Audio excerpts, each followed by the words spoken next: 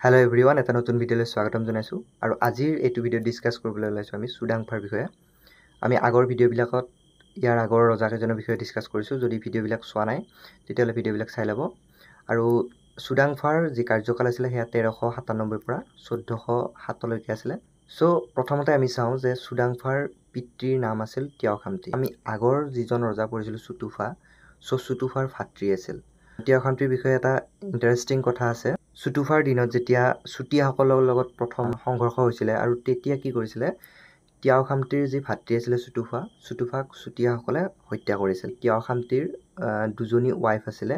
প্ৰথমজনীক শাসনভাৰ দি কিনে সেই চুতুফাৰ হত্যাৰ প্ৰতিশোধ ল'বৰ কাৰণে ওলাই গৈছিলে। সৰুজনী যি পত্নী আছিলে, সেই সৰুজনী পত্নী সেই সময়ত গৰ্ভৱতী আছিলে।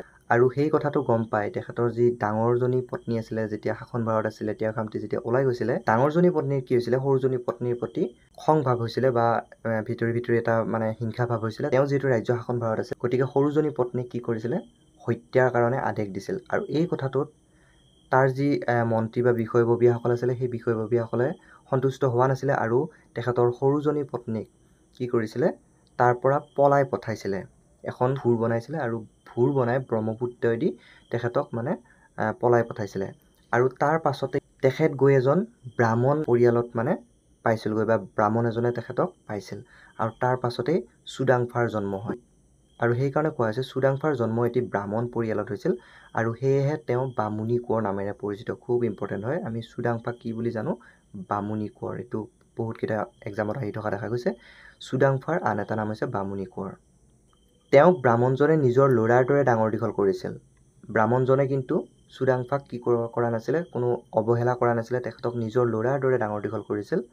আৰু সেইকাৰণে চুডাংফাই কি কৰিছিলে, তেখেতক নিজৰ পিতৃৰ দৰে ভাবিছিলে। আৰু পৰৱৰ্তী সময়ত চুডাংফাই তেওঁৰ লগতে তেওঁৰ ব্ৰাহ্মণ পিতৃ আৰু আন কিছুমান ব্ৰাহ্মণকো লৈ আহিছিল।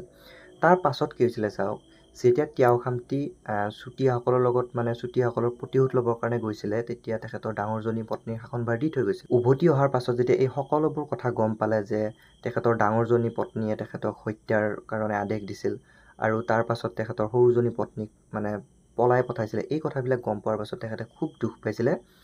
আৰু তাৰ কাৰণে তেখেত সেই দুখতেই তেখেত কিছু ৰুগীয়া হৈ পৰিছিল। আৰু সেইকাৰণে তেখেতক কি কৰিছিল, তেখেতৰ মন্ত্ৰী বা বিষয়ববীয়াসকলে সিংহাসনৰ পৰা আঁতৰাই পঠাইছিল। সেই সময়ত কি কৰিছিলে, তেখেতৰ যি মন্ত্ৰীসকল আছিলে বা তেখেতৰ ৰাজসভাত যিবিলাক উচ্চপদস্থ তেখেতৰ বিষয়াসকল আছিলে, সেইসকলে কি কৰিছিল, এজন সুদক্ষ ৰজা বিচাৰি আছিলে। আৰু সেই সময়তে তেখেতক কি কৰিছিলে, চুডাংফাক পুনৰবাৰ ৰাজসভালৈ আনিছিলে আৰু ৰাজসভাত তেখেতক কি কৰিছিলে, ৰজা হিচাপে স্বীকৃতি দিছিল। ৰজা হোৱাৰ পাছত তেখেতে কি কৰিছিলে, তেখেতৰ লগত ব্ৰাহ্মণ পিতৃ আৰু ব্ৰাহ্মণকো লৈ আহিছিল। আৰু তেওঁলোকৰ দ্বাৰা প্ৰভাৱিত হৈ আহোম দৰবাৰত হিন্দু ধৰ্মৰ আনুষ্ঠানিক প্ৰৱেশৰ আৰম্ভণি হয়। আৰু তেতিয়াৰ পৰা কি হয়, যিহেতু চুডাংফা ব্ৰাহ্মণৰ পৰিয়ালত ডাঙৰ দীঘল হৈছে, তেখেতে ব্ৰাহ্মণৰ ৰীতি নীতি সকলোবিলাক আয়ত্ব কৰি লৈছিল। গতিকে তেখেতে কি কৰিছিলে, হিন্দু ধৰ্মৰ আনুষ্ঠানিক প্ৰৱেশ হিন্দু ধৰ্ম কি কৰিছিলে, আহোম দৰবাৰলৈ লৈ আহিছিল। মনত ৰাখিব এইটো।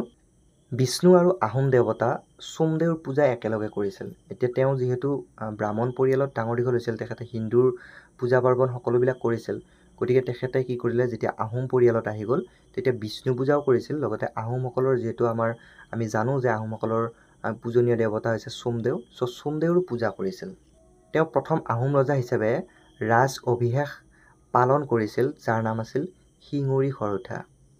এতিয়া কি হয় চাওক, এতিয়া শিঙৰি কাঠেৰে বনোৱা এটা ঘৰ থাকে। চ' সেইটো প্ৰথমবাৰৰ কাৰণে চুডাংফাই কি কৰিছিলে, প্ৰৱৰ্তন কৰিছিলে, শিঙৰি ঘৰত উঠা প্ৰথাটো প্ৰৱৰ্তন কৰিছিলে। এইটোও মনত ৰাখিব যে শিঙৰি ঘৰত উঠা প্ৰথাটো কোনে প্ৰৱৰ্তন কৰিছিলে, সেইটো হ'ব চুডাংফা। খুব ইম্পৰ্টেণ্ট হয়। এই কুৱেশ্যনটো আগতে অহা দেখা গৈছে। শিঙৰি ঘৰত উঠা প্ৰথাটো কোনে প্ৰথম প্ৰৱৰ্তন কৰিছিল, সেইটো হৈছে চুডাংফা। চুডাংফাই মহাৰাজা আৰু ৰাজৰাজেশ্বৰ চক্ৰৱৰ্তী আদি হিন্দু উপাধিৰে নিজকে শোভা বঢ়াইছিল। এতিয়া তেখেতে কি কৰিছিলে, নিজকে হিন্দু নাম দিছিল, মহাৰাজা বুলি নাম দিছিলে, আৰু এটা হৈছে ৰাজৰাজেশ্বৰ। এইখিনি বস্তু লিখি ৰাখিব আপোনালোকে বহীত, কাৰণ খুব ইম্পৰ্টেণ্ট হয়। ইয়াৰে অপশ্যন দিব পাৰে, মহাৰাজা ৰাজৰাজেশ্বৰ চক্ৰৱৰ্তী কোনজন আহোম ৰজাই হিন্দু উপাধি গ্ৰহণ কৰিছিল বা হিন্দু উপাধি লৈছিল। চ' সেইজন হ'ব চুডাংফা।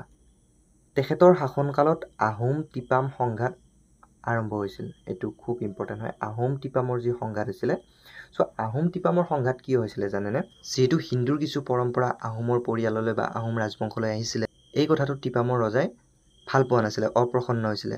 গতিকে কি কৰিছিলে, চুডাংফাৰ লগত কিছু বিৰোধ কৰিছিলে আৰু এই কাৰণে আহোম আৰু তিপামৰ সংঘাত হৈছিলে।